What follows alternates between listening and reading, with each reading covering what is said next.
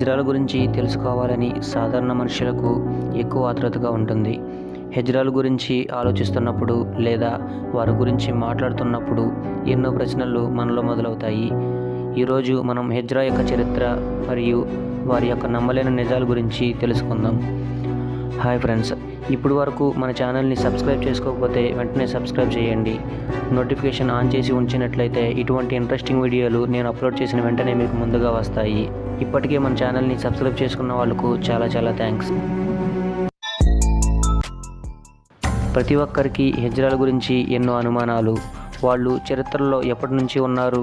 ఒకసారి మనం చరిత్రను గనుక పరిశీలించినట్లయితే మహాభారతంలో ఉన్నట్లు మరియు కొన్ని ఇస్లాం గ్రంథములలో వీళ్ళు మొఘలు రాజులకు సేవలు చేసినట్లు రాయబడి ఉంది. ముఖ్యంగా హిందువుల నుండి ఆవిర్భవించినట్లు చాలా స్పష్టంగా చెబుతున్నారు. కానీ చరిత్ర ప్రకారం ముస్లింలలో కూడా వీళ్ళు ఉండేవారు. వీళ్ళు చాలా కష్టపడి డబ్బులు సంపాదించేవారు. ప్రస్తుతం ఉన్న సమాజంలో హిజ్రాలు మనుషులను లేదా ఏవైనా సంస్థలను బెదిరించి లేదా భయపెట్టి ఒత్తిడి చేసి డబ్బులు లాక్కుంటున్న సందర్భాలు మనకు అనేకం కనబడతాయి. కానీ గతంలో ఎలాంటి పరిస్థితి లేదు. ఎంతో కష్టపడి పనిచేసేవారు, అందుకు అనుగుణంగా డబ్బులు తీసుకునేవారు. ఒకసారి గతాన్ని గమనించినట్లయితే బాగా డబ్బున్న కుటుంబాలలో ఉన్న మహిళలకు సంరక్షకులుగా వీళ్ళు వ్యవహరించేవారు. వారి కింద సేవకులకు పనిచేసేవారు. దీంతో కాలంలో పాలకులు కూడా వీరిని ఎంతగానో నమ్మేవారు మరియు వీరిపై ఎంతో నమ్మకం ఉంచేవారు. నపుంసకులుగా పుట్టిన తరువాత మళ్ళీ పునర్జన్మ వేడుక చేసేవారు. దీనినే నిర్వాణ అని కూడా అంటారు. ఈ వేడుకలో భాగంగా వారి యొక్క శరీరం నుండి పురుషాంగాన్ని మరియు వృషణాలను తొలగిస్తారు. దీంతో అసమర్థుడైన పురుషుడు కాస్త సమర్థవంతమైన లేదా శక్తివంతమైన నపుంసకుడుగా మారతారు. ప్రత్యేకమైన ఆహార నియమాన్ని పాటిస్తారు. శక్తివంతమైన నపుంసకులుగా మారే వేడుకకు వెళ్లే ముందు వారు ఒక ప్రత్యేకమైన ఆహార నియమాలను పాటించాల్సి ఉంటుంది. అందుకు కొన్ని నిబంధనలు కూడా ఉన్నాయి. ఎలా అయితే ఒక స్త్రీ అమ్మతనాన్ని అప్పుడే పొందినప్పుడు ఒంటరి కాలం ఎలా అయితే అనుభవిస్తుందో, అలాగే ఒక హిజ్రా కూడా ఈ యొక్క చికిత్స జరిగే 40 రోజులు ముందు నుండి ఈ యొక్క నిబంధనలను మరియు ఆహార నియమాలను పాటించాల్సి ఉంటుంది.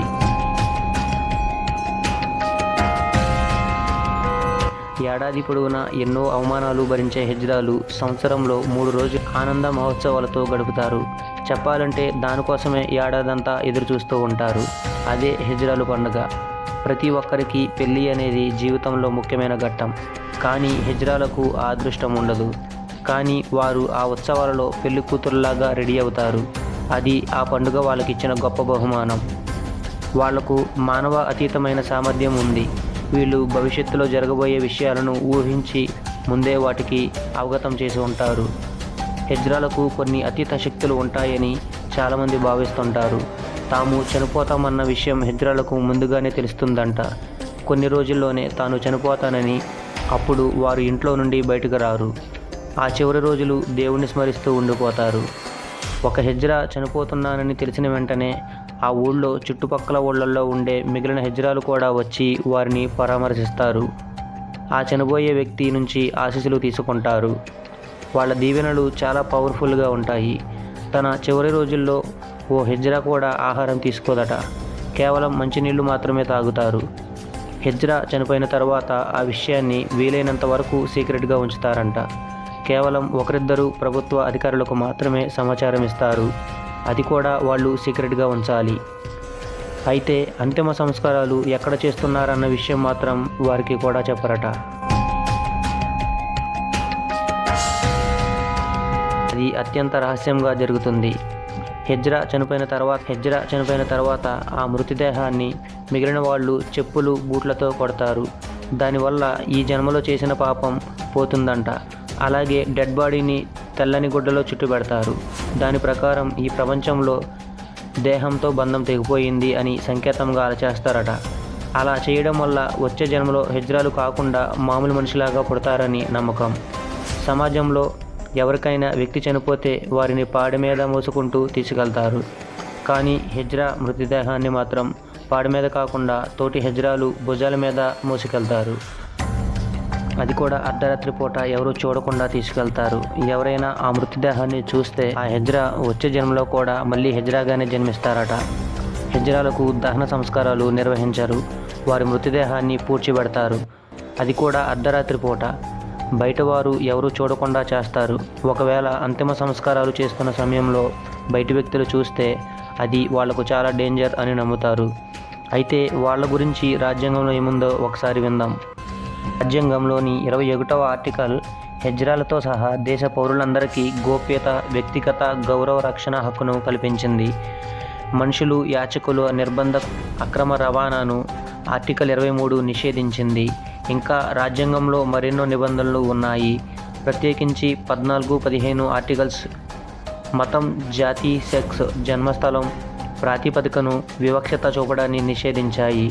ఈ రకమైన చట్టాలు స్త్రీ పురుషులకు మాత్రమే సంబంధించినవి కాదు. అవి భారత పౌరుల, వ్యక్తుల గురించి ప్రస్తావించబడుతున్నాయి.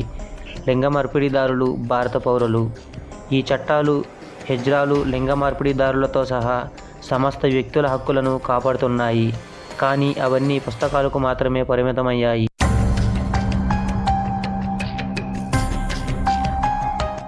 ట్రాన్స్జెండర్స్ హక్కుల పరిరక్షణకు తిరుచి ఎంపీ శివ డిఎంకే ప్రవేశపెట్టిన rights of transgenders persons bill 2014ను సభ ఏకగ్రీవంగా ఆమోదించింది.